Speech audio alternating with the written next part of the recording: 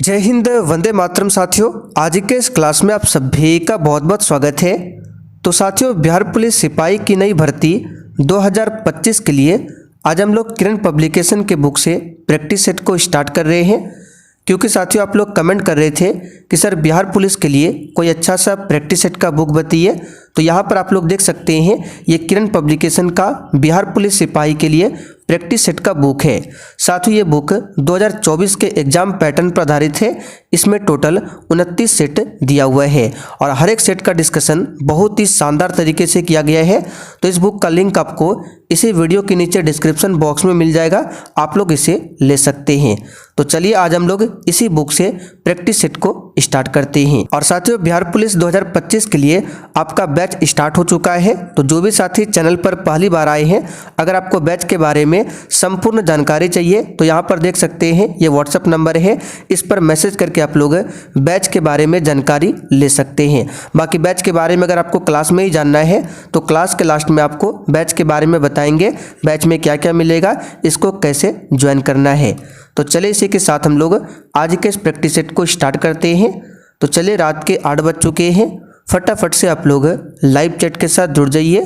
तो साथियों, इस बुक में सबसे पहले 10 से 11 क्वेश्चन हिंदी व्याकरण से है, फिर इंग्लिश, मैथ, जीके, साइंस और करंट अफेयर्स का क्वेश्चन दिया हुआ है। तो हम लोग प्रैक्टिस सेट में हिंदी व्याकरण, जीके, साइंस और करंट अफेयर्स के प्रश्नों को कवर करेंगे। मैथ के क्वेश्चन को हम लोग बाद में देखेंगे। तो देखिए, पहला क्वेश्चन है, जिसके पास कुछ भी ना हो उसके लिए एक शब्द कौन सा होगा?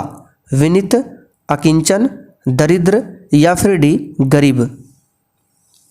और देखिए, इन सेट में अगर आपको किसी भी क्वेश्चन का आंसर आता है तो आप सभी को नीचे लाइव चैट में अपना अपना आंसर बताना है और प्रैक्टिस सेट के लास्ट में आपको अपना अपना स्कोर भी बताना है कि आपने आज के इस प्रैक्टिस सेट में कितने क्वेश्चन सही किए हैं। तो यहाँ पर देखिए, जिसके पास कुछ भी ना हो उसके लिए एक शब्द क्या होगा? तो याद रखिएगा, अकिंचन। तो यहाँ पर अगर आपने ऑप्शन बी को टिक किया है तो आपका बिल्कुल सही जवाब है अकिंचन। चलिए, क्वेश्चन नंबर देखिए दूसरा, अमित शब्द का विलोम क्या होगा?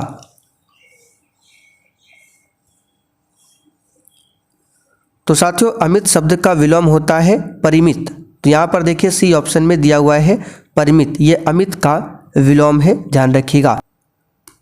अगला क्वेश्चन देखिए, यशोदा शब्द में कौन से संधि प्रयुक्त है? चलिए बताइए, इसका आंसर क्या होगा?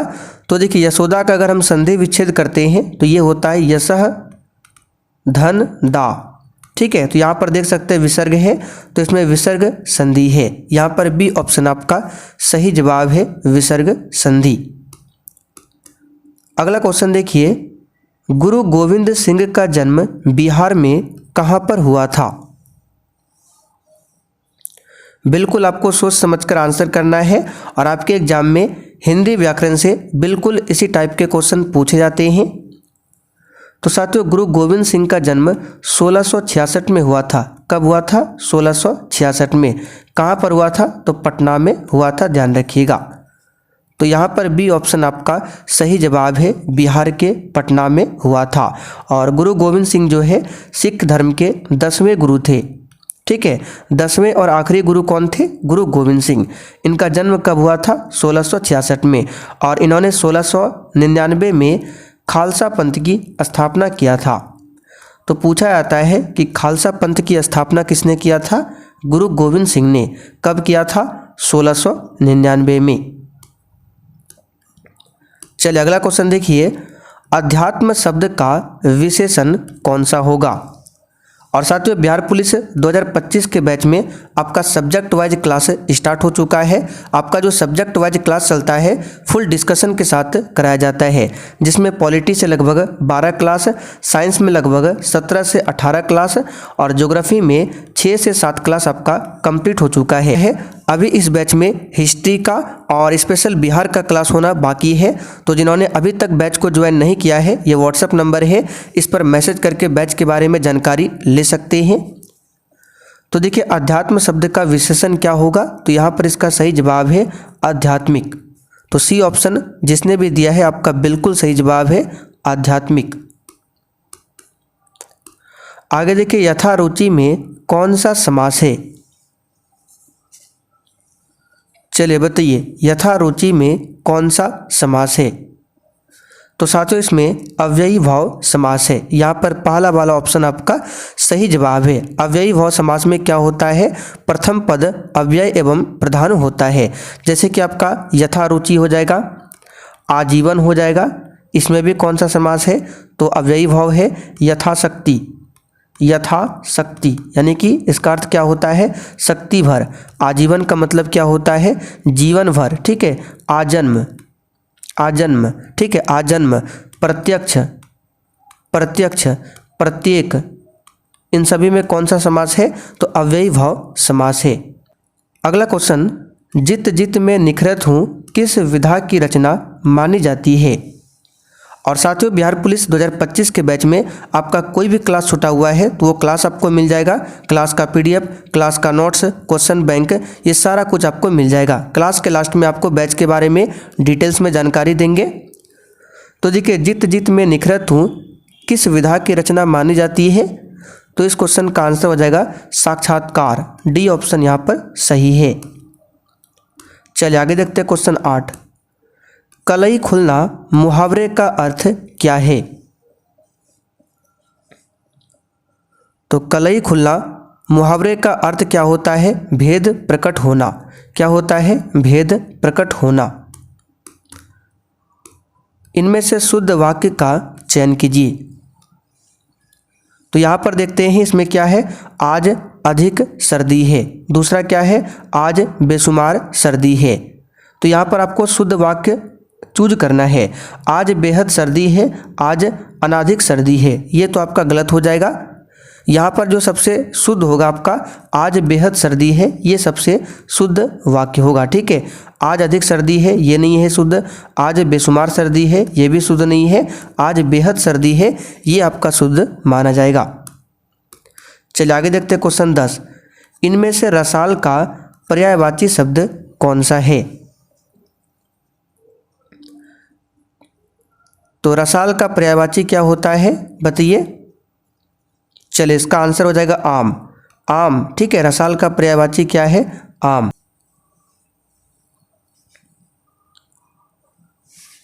तो यहां पर इस क्वेश्चन का आंसर क्या होगा, ब्रिटिश ईस्ट इंडिया कंपनी ने पुर्तगालियों को किस युद्ध में हराया था। इसका सही जवाब है सुवाली का युद्ध में। बी ऑप्शन आपका सही जवाब है सुवाली, या फिर इसको बोलते हैं सवाली। तो सवाली के युद्ध में ब्रिटिश ईस्ट इंडिया कंपनी ने पुर्तगालियों को हराया था, ठीक है। अच्छा ये युद्ध कब हुआ था, सवाली का युद्ध, तो 1612 में हुआ था सवाली का युद्ध। कहाँ पर हुआ था, तो सूरत शहर, ठीक है। सूरत शहर में एक गांव है सवाली, सूरत शहर में एक गांव है सवाली, यहीं पर हुआ था ये सवाली का युद्ध। कब हुआ था, 1612 में। अच्छा पुर्तगाली की बात करें तो भारत आने वाला सबसे पहला पुर्तगाली यात्री कौन था, वास्को डी गामा, जो कि 1498 ईस्वी में भारत आया था। बक्सर का युद्ध कब हुआ था, तो 22 अक्टूबर 1764 को बक्सर का युद्ध हुआ था। प्लासी का युद्ध कब हुआ था, 23 जून 1757 को प्लासी का युद्ध हुआ था। आगे देखिए टीपू सुल्तान और ब्रिटिश ईस्ट इंडिया कंपनी ने मंगलौर की संधि पर किस वर्ष में हस्ताक्षर किया था। चलिए क्वेश्चन नंबर 13 के लिए आप लोग आंसर कीजिए। और साथियों क्लास खत्म होने के बाद इसका पूरा पीडीएफ आपको आंसर के साथ बिहार पुलिस के बैच में मिल जाएगा, फिर वहां से आप लोग प्रैक्टिस सेट लगा सकते हैं। तो यहाँ पर इस क्वेश्चन का आंसर क्या हो जाएगा, ऑप्शन दूसरा 1784 में, ठीक है। 1784 को टीपू सुल्तान और ब्रिटिश ईस्ट इंडिया कंपनी के बीच कौन सी संधि होती है, मंगलौर की संधि, ठीक है। कौन सी संधि, मंगलौर की संधि। और मंगलौर की संधि के तहत कौन सा युद्ध समाप्त हुआ था, तो द्वितीय आंग्ल मैसूर युद्ध। बड़ा ही कन्फ्यूजन होता है, यहाँ से ध्यान रखिएगा। अगर आपसे पूछे कि द्वितीय एंग्लो मैसूर युद्ध की समाप्ति किस संधि के तहत होती है, तो मंगलौर की संधि। ये कब हुआ था, 1784 में। टीपू सुल्तान की राजधानी कहाँ पर थी, श्रीरंगपट्टनम। ये क्वेश्चन आता है, ध्यान रखिएगा। टीपू सुल्तान की राजधानी कहाँ पर थी? श्रीरंगपट्टनम। टीपू सुल्तान की मृत्यु कब हुई थी? 1799 में। किस युद्ध में? तो चौथे आंग्ल मैसूर युद्ध में। ठीक है, चौथे आंग्ल मैसूर युद्ध में टीपू सुल्तान की मृत्यु हो जाती है। और साथियों यहाँ पर आप लोग देख सकते हैं डेली बूस्टर जीके में इस प्रकार से आपको क्लास का नोट्स मिल जाएगा, यानी कि क्लास में जो भी हम एक्स्ट्रा क्वेश्चन बताते हैं वो सब आपको प्रॉपर तरीका से यहाँ पर लिखा हुआ मिलता है। आप लोग देख सकते हैं इस प्रकार से डेली आपको बिहार पुलिस 2025 के बैच में एक नोट्स दिया जाएगा। इस नोट्स को पढ़कर आप अपनी तैयारी को और भी बेहतर कर सकते हैं। हम टोटल इस प्रकार से 32 नोट्स अपलोड कर चुके हैं और स्पेशल बिहार जीके में आपका 5 नोट्स अपलोड हो चुका है। तो आप लोग ज़्यादा इंतजार मत कीजिए, जो व्हाट्सएप नंबर दिया गया है उस पर मैसेज करके आप लोग बैच के बारे में जानकारी ले सकते हैं। अगला क्वेश्चन देखिए, भारत के संविधान का कौन सा अनुच्छेद भारत में एक नए राज्य के गठन के लिए दिया गया है? चलिए क्वेश्चन नंबर 14 के लिए आप लोग आंसर बताइए। बहुत ही शानदार क्वेश्चन है। तो देखिए, भारत में किसी एक नए राज्य का गठन करना हो, राज्य के नाम में परिवर्तन करना हो, राज्य का जो क्षेत्र है उसको बड़ा या फिर छोटा करना हो, तो इन सभी के बारे में आर्टिकल नंबर 3 में दिया गया है। तो यहाँ पर आंसर कौन सा हो जाएगा? बी वाला ऑप्शन, आर्टिकल 3।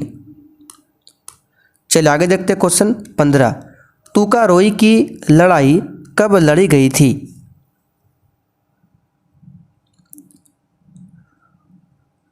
तो साथियों, तुकारोई की लड़ाई, जिसे बाजौरा की लड़ाई के नाम से भी जाना जाता है, तो ये लड़ाई किसके किसके मध्य में हुआ था? तो मुगल साम्राज्य और बंगाल तथा बिहार की सल्तनत के बीच लड़ी गई थी। और ये युद्ध जो है 3 मार्च 1575 को हुआ था। तो याद रखिएगा सी वाला ऑप्शन सही है। तुकारोई की लड़ाई कब लड़ी गई थी? 1575 में। चलिए आगे देखते हैं क्वेश्चन 16। पुस्तक the bird of time, songs of life, death and the spring, इसके लेखक कौन है? चलिए क्वेश्चन नंबर 16 के लिए आंसर बताइए। पुस्तक का नाम क्या है? The bird of time, songs of life, death and the spring, इसके लेखक कौन है? सही जवाब है सरोजिनी नायडू। यहाँ पर ए ऑप्शन आपका सही जवाब है, सरोजिनी नायडू। सरोजिनी नायडू की बात करें तो इन्हें नाइटिंगेल ऑफ इंडिया यानी कि भारतीय कोकिला भी कहा जाता है सरोजिनी नायडू को। इन्होंने कांग्रेस के 1925 में, ठीक है, इन्होंने कांग्रेस के 1925 में कानपुर अधिवेशन की अध्यक्षता किया था और भारतीय राष्ट्रीय कांग्रेस की अध्यक्षता करने वाली प्रथम भारतीय महिला कौन बनी थी? सरोजिनी नायडू।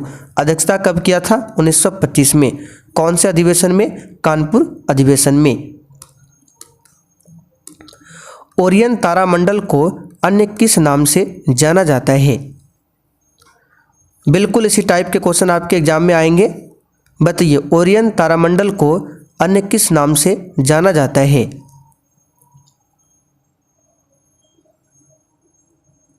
इसका सही जवाब है हंटर तारामंडल के नाम से जाना जाता है ओरियन तारामंडल को। यहाँ पर डी वाला ऑप्शन आपका सही जवाब है, ध्यान रखिएगा। ओरियन खगोलीय भूमध्य रेखा पर स्थित एक क्या है? प्रमुख तारामंडल और दुनिया भर में दिखाई देने वाले हंटर के रूप में जाना जाता है। तो ओरियन तारामंडल को अन्य किस नाम से जानते हैं? हंटर के नाम से। अगला क्वेश्चन देखिए, संसद में कोई विधेयक धन विधेयक है या नहीं, इस पर अंतिम निर्णय कौन लेता है? चलिए क्वेश्चन नंबर 18 के लिए आप लोग आंसर कीजिए। इस क्वेश्चन का डिस्कशन पूरा डिटेल में आपका हो चुका है पॉलिटी क्लास में। तो देखिए, संसद में अगर कोई विधेयक आता है और वो धन विधेयक है या नहीं, इस पर अंतिम निर्णय कौन लेता है? तो लोकसभा का अध्यक्ष। यहाँ पर बी ऑप्शन आपका सही जवाब है। अच्छा, धन विधेयक के बारे में किस अनुच्छेद में बताया गया है? तो अनुच्छेद नंबर 110 में बताया गया है। चलिए आगे देखते हैं क्वेश्चन 19। भारतीय संसद के परिप्रेक्ष्य में शून्यकाल किसे कहते हैं? ये क्वेश्चन भी पॉलिटी क्लास में हम आपको बता चुके हैं शून्यकाल के बारे में। तो देखिए, प्रश्नकाल के तुरंत बाद के समय को ही शून्यकाल कहा जाता है और शून्यकाल जो है यह दोपहर 12 बजे से शुरू होता है, ध्यान रखिएगा। तो यहाँ पर इसका आंसर क्या हो जाएगा? तो इसका आंसर हो जाएगा प्रश्नकाल के तुरंत बाद का समय जो है शून्यकाल कहलाता है। यहाँ पर ए ऑप्शन आपका सही आंसर है। चलिए आगे देखते हैं क्वेश्चन 20। निम्नलिखित में से किसे भारत की विशाल घाटी कहा जाता है? आगे अभी साइंस के प्रश्नों को भी कवर करेंगे। चलिए बताइए किसे भारत की विशाल घाटी कहा जाता है? तो इसका आंसर हो जाएगा गांधी कोटा की विशाल घाटी जो है ये भारत की विशाल घाटी के रूप में जाना जाता है। तो याद रखिएगा यहाँ पर आंसर क्या हो जाएगा, डी वाला ऑप्शन। और गांधी कोटा की विशाल घाटी कहाँ पर है? तो आंध्र प्रदेश में है। कहाँ पर है? आंध्र प्रदेश में। आगे देखिए भारत की सुदूर पूर्वी बिंदु कौन सा है? चलिए बहुत ही शानदार क्वेश्चन है, बताइए इसका आंसर क्या होगा। तो देखिए सबसे पहले हम उत्तरी बिंदु जानते हैं। सबसे उत्तरी बिंदु भारत का कौन सा है? इंदिरा कौल। ठीक है, इंदिरा कौल सबसे उत्तरी है। और मुख्य भूमि का सबसे दक्षिणतम बिंदु पूछे, जैसे भारत का नीचे साइड का मैप है तो मुख्य भूमि ये हो गया आपका, और इसका दक्षिणतम बिंदु यहाँ पर है कन्याकुमारी। ठीक है, कन्याकुमारी। लेकिन भारत का सबसे दक्षिणतम बिंदु पूछे तो आपका अंडमान निकोबार में स्थित है इंदिरा पॉइंट। ठीक है, इंदिरा पॉइंट कहाँ पर है? अंडमान निकोबार में। ये भारत का सबसे दक्षिणतम बिंदु है। लेकिन मुख्य भूमि का दक्षिणतम बिंदु पूछे तो वो आपका हो जाएगा कन्याकुमारी। सबसे पूर्वी बिंदु क्या हो जाएगा? किबिथू। कहाँ पर है? ये अरुणाचल प्रदेश में है। सबसे पश्चिमी बिंदु पूछे तो गुहार मोता। कहाँ पर है? गुजरात में। तो ये सब आपको ध्यान रखना है। आगे देखिए सह्याद्री पर्वतमाला भारत के डैश से लेकर सुदूर दक्षिणी भाग कन्याकुमारी तक फैली हुई है। चलिए क्वेश्चन नंबर 22 के लिए आप लोग आंसर बताइए। ये ज्योग्राफी का क्वेश्चन है। और साथियों जब आपका ज्योग्राफी क्लास फिर से स्टार्ट होगा तब वहाँ पर ये सब क्वेश्चन मैप के साथ आपको डिटेल्स में पढ़ाया जाएगा। तो क्या बोला गया है? सह्याद्री पर्वतमाला। देखिए सह्याद्री पर्वतमाला जो है पश्चिमी घाट को ही बोला जाता है। पश्चिमी घाट जिसे सह्याद्री के रूप में भी जाना जाता है। तो ये बोला गया है भारत के कहाँ से लेकर सुदूर दक्षिणी भाग कन्याकुमारी तक फैली हुई है। तो जैसे कि नीचे साइड का भारत का मैप है, ठीक है, तो सुदूर दक्षिणी भाग कन्याकुमारी तक फैली हुई है सह्याद्री पर्वतमाला। तो सह्याद्री पर्वतमाला जो है गुजरात से स्टार्ट होता है। यहाँ पर गुजरात है, गुजरात से ये स्टार्ट होता है। ठीक है, उसके बाद नीचे आपका गुजरात के नीचे महाराष्ट्र है, महाराष्ट्र के नीचे गोवा है, गोवा के नीचे क्या है? कर्नाटक है, केरल है। ठीक है, केरल है। तो यहाँ तक आपका फैला हुआ है। तो कहाँ से स्टार्ट हुआ है? तो ये स्टार्ट हुआ है आपका गुजरात से। गुजरात से स्टार्ट हुआ है और सुदूर दक्षिणी भाग कन्याकुमारी यानी यहाँ तक फैला हुआ है। तो इसका आंसर हो जाएगा गुजरात। अलीगढ़ आंदोलन किसके द्वारा शुरू किया गया था? और देखिए अगर आपको ये क्वेश्चन समझ में ना आया हो तो ज्योग्राफी क्लास में वहाँ पर आपको मैप के साथ पढ़ाएंगे। तो अलीगढ़ आंदोलन किसके द्वारा शुरू किया गया था? इसका आंसर है सैयद अहमद खान। यहाँ पर डी वाला ऑप्शन आपका सही जवाब है, ध्यान रखिएगा।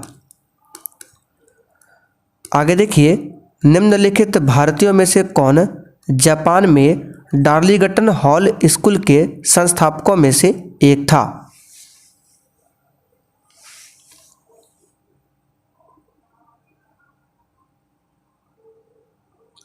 तो यहाँ पर इसका आंसर हो जाएगा ऑप्शन के अकॉर्डिंग रविंद्रनाथ टैगोर। डी वाला ऑप्शन आपका सही जवाब है, ध्यान रखिएगा।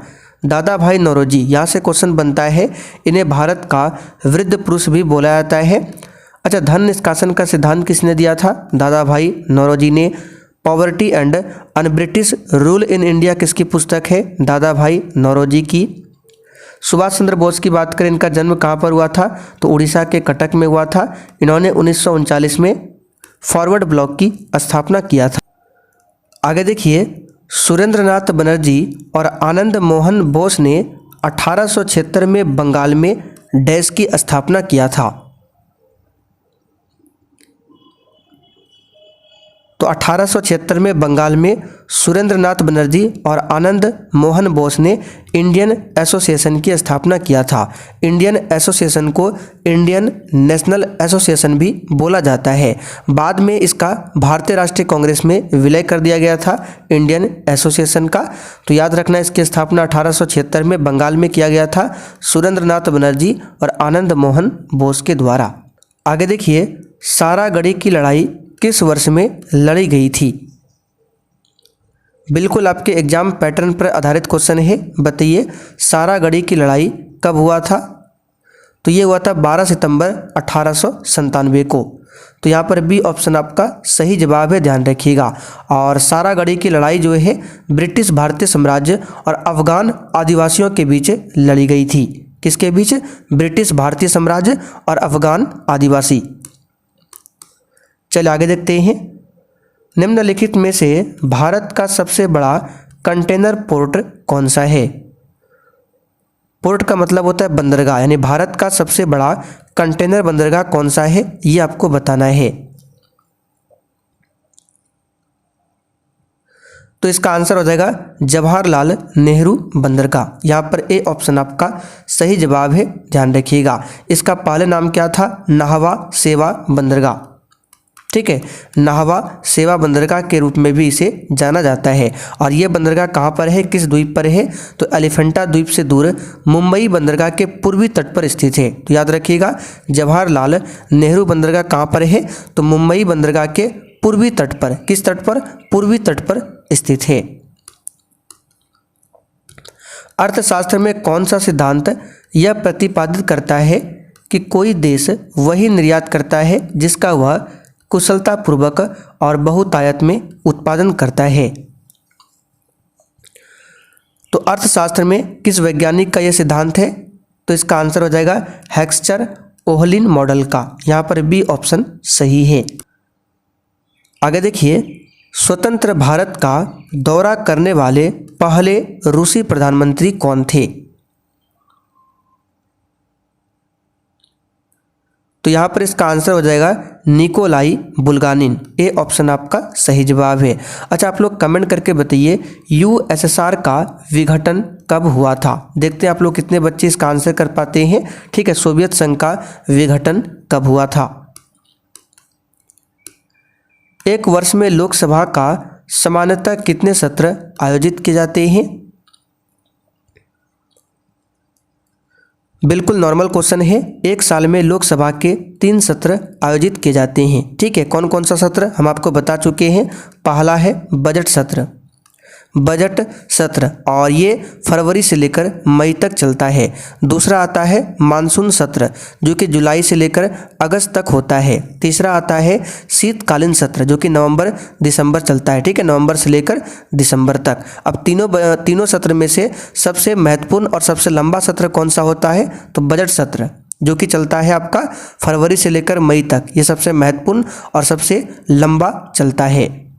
और शीतकालीन सत्र जो है सबसे छोटा होता है।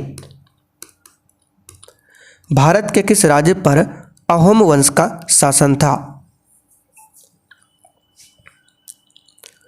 चलिए बताइए क्वेश्चन 31 के लिए आंसर। और जो भी एक्स्ट्रा क्वेश्चन बताते हैं ये सब आपको लिखने की जरूरत नहीं है, ये सब आपको लिखा हुआ मिल जाएगा इस बैच में। तो अहोम वंश का शासन था भारत के किस राज्य पर? इसका आंसर क्या हो जाएगा? असम राज्य पर। श्रीलंका में निम्नलिखित में से कौन सी चोटी सबसे ऊंची चोटी है?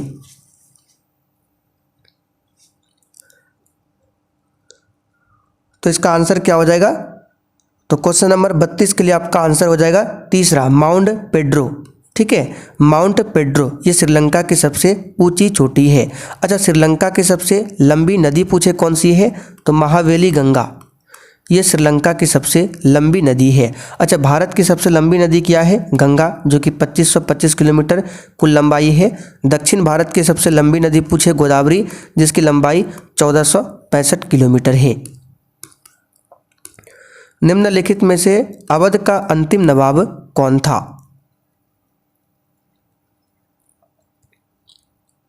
तो साथियों, अवध का अंतिम नवाब कौन था? आंसर है वाजिद अली शाह, ये अवध का अंतिम नवाब था। कोशिका की या का शक्ति ग्रह यानी पावर हाउस किसे कहते हैं? बच्चे, कोशिका का पावर हाउस किसे कहा जाता है? तो माइटोकॉन्ड्रिया को ही कोशिका का पावर हाउस कहते हैं। और माइटोकॉन्ड्रिया को हिंदी में क्या कहते हैं? सूत्रकनिका, सूत्रकनिका। और इसकी खोज किसने किया था? अल्टमैन ने।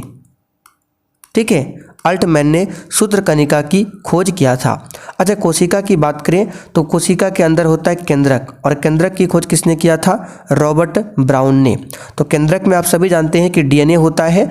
तो आपसे यहाँ से क्वेश्चन पूछा जाता है कि इस केंद्रक के बाहर में जो कोशिका का और अंग होता है, जैसे माइटोकॉन्ड्रिया, राइबोसोम, लाइसोसोम, ठीक है, ये सब कोशिका का अंग है। तो क्वेश्चन पूछेगा कि केंद्रक के बाहर, कोशिका के भीतर, केंद्रक के बाहर और कोशिका के भीतर किस अंग में डीएनए मिलता है?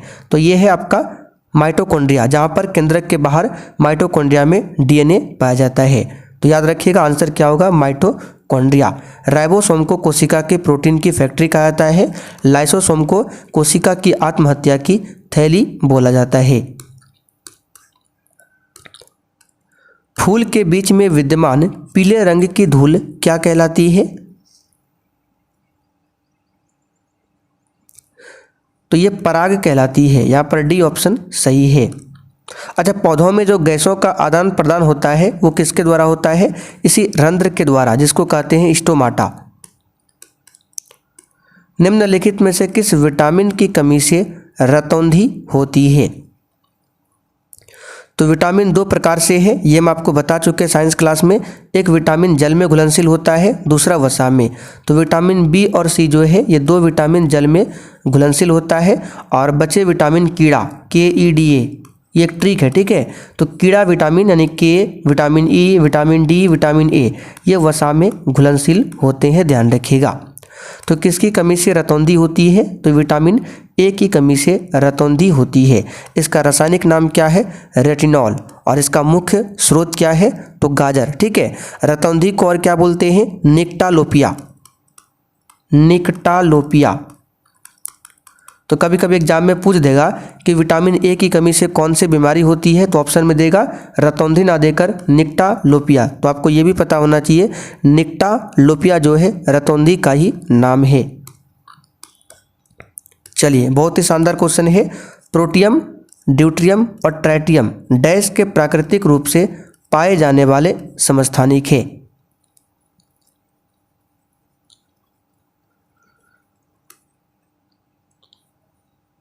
तो ये तो सिंपल सा क्वेश्चन है, कई बार बता चुके हैं। हाइड्रोजन के समस्थानिक है protium H11, deuterium H12, tritium H13, ये हाइड्रोजन के समस्थानिक है। तीसरा समस्थानिक जो है ये रेडियो सक्रियता को प्रदर्शित करता है। अच्छा, यहाँ से क्वेश्चन और बनता है कि हाइड्रोजन के किस समस्थानिक में एक भी न्यूट्रॉन नहीं होता है? तो प्रोटियम में। तो न्यूट्रॉन की संख्या कैसे निकालते हैं? जैसे H11 है तो द्रव्यमान संख्या में परमाणु संख्या को जब माइनस करते हैं तो न्यूट्रॉन संख्या निकलता है। तो प्रोटियम में देखिए दोनों एक एक है, तो एक में एक जाएगा तो कितना बचेगा? 0। तो याद रखिएगा, तो हाइड्रोजन का जो प्रोटियम समस्थानिक है इसमें एक भी न्यूट्रॉन नहीं होता है। अच्छा, ड्यूट्रियम में कितना न्यूट्रॉन होता है? तो 1, 2 में एक जाएगा 1। ट्राइटियम में कितना न्यूट्रॉन होता है? तो 2, 3 में एक घटेगा तो कितना बचेगा? 2। ये सब आपको ध्यान रखना है। हाइड्रोजन को भविष्य का ईंधन माना गया है। आप लोग कमेंट करके बताइए हाइड्रोजन की खोज किसने किया था। आगे देखिए, निम्नलिखित में से किस में साइट्रिक एसिड विद्यमान रहता है? तो सिंपल सा क्वेश्चन है, नींबू और संतरा में साइट्रिक एसिड होता है। साइट्रिक एसिड का फॉर्मूला क्या होता है?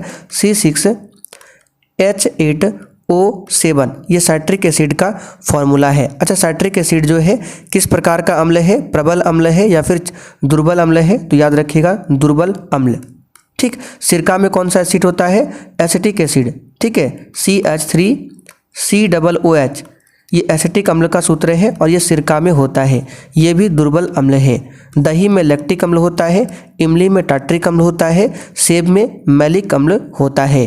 पेट के अमाशय में हाइड्रोक्लोरिक अम्ल होता है जो कि प्रबल अम्ल है। बैटरी के जल में सल्फ्यूरिक अम्ल होता है, वो भी आपका प्रबल अम्ल है।